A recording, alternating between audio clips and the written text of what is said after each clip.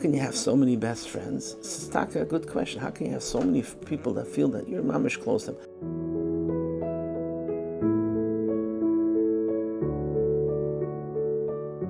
I have a connection with Rabbi Kotlarsky. I miss visiting Zaidi. Every single anikel could say that they were the best anikel, that Zaidi loved them the most. Because the way he smiled to you, the way he looked at you, the way, just everything, the way he acted to you, everybody thought that Zaidi loved them the most. My favorite memory of Zaidi was that he would shake my hand and he was just shaking it and he would say, "Stop shaking my hand, stop shaking my hand." And you would have to pull away your hand from him. On the Shabbos before he passed away, like everybody's going into his room and I was playing with my cousins on the porch and he noticed I wasn't there and he asked where I was and then they asked me to come inside. When he passed away, one of my kids said he knew every single one of our names. Every person that encountered Rabbi Kotlarsky felt like he loved them. No matter how old, no matter how young, every time he came, no matter when, he always brought something for the kids. They called him Zaidi chocolate.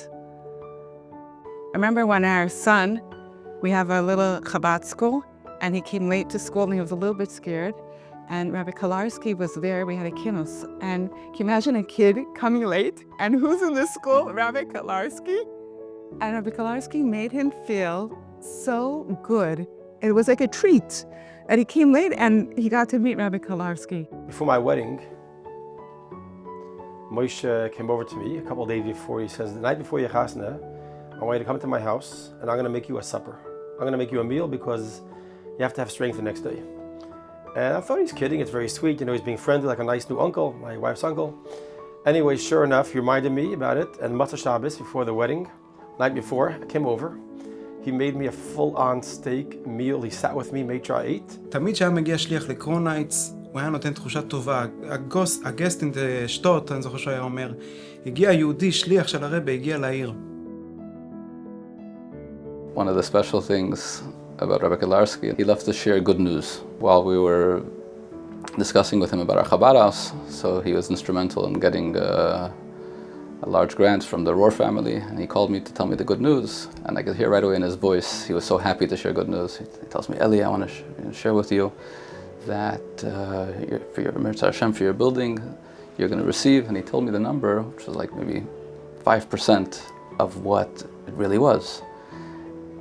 And I'm listening, I didn't know how to react. I said, "Rabbi Kotlarsky, thank you very, very much." And he says, "Eli, I'm just kidding." And he tells me the real number.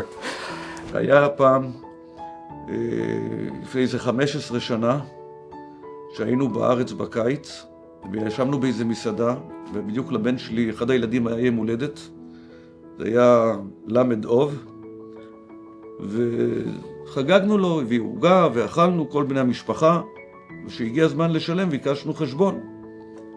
אז המלצר ניגש אלינו ואומר, "מישהו שילם עליכם." אמרתי, "מה פירוש מישהו שילם?" אומר, "אתה רואה את היהודי שיושב שם בפינה, הוא שילם עליכם." אני שורף את הראש ואני רואה את מוישה קוטלרסקי יושב במסעדה. הוא שילם עלינו.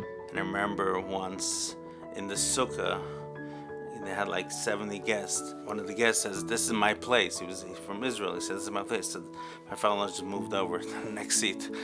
he didn't even know who's the balabas of the house. During COVID, we lost all our ads because who's going to advertise? Schools were closed, camps were closed, and we needed $25,000 to go to print, and we just didn't have it.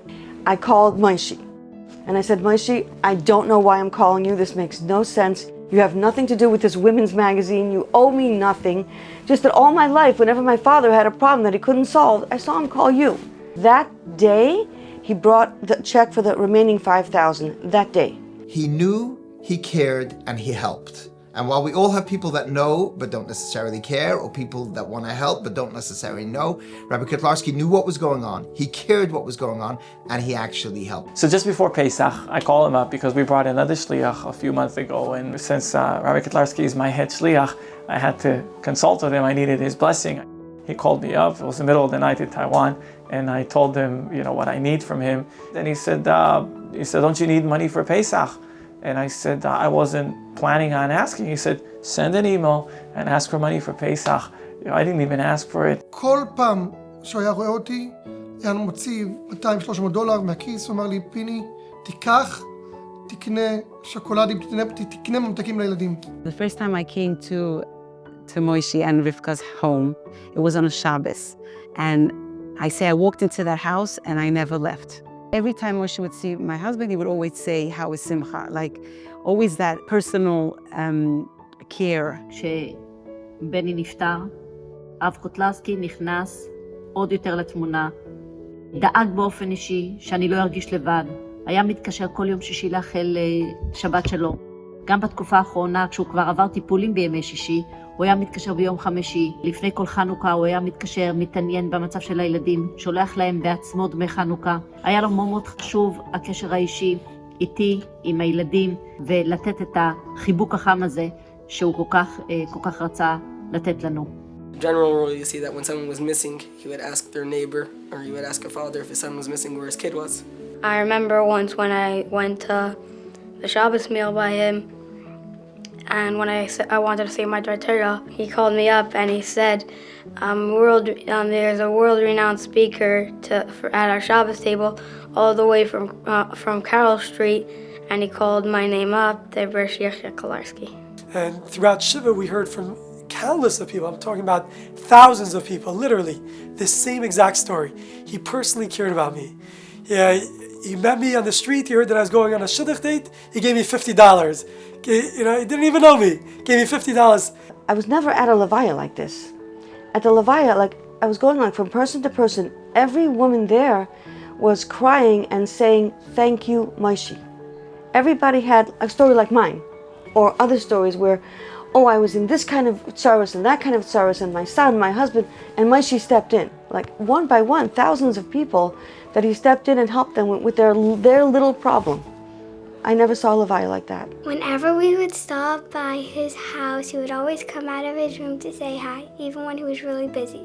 I remember Zadie would always give me a spot to daven. There was one week and I wasn't having the best day or week really, and he just really made me feel special. He kept asking me questions and trying to twist my perspective into a better one, and it really made my whole week a lot better. He was a master of showing up for other people at the times when they needed him. But also, the past few years when it was with great personal pain and inconvenience, and for him pasha begashmius to get out and to get from place to place, and he would continue to show up. Somebody told me once, you can fake caring, but you can't fake showing up. You never know how much somebody pretends they like you, they pretend they're interested in your success. Okay, they can talk a good game, you never really know, is it true? But you can't fake showing up, because either you did or you didn't. Either you were there or you weren't there.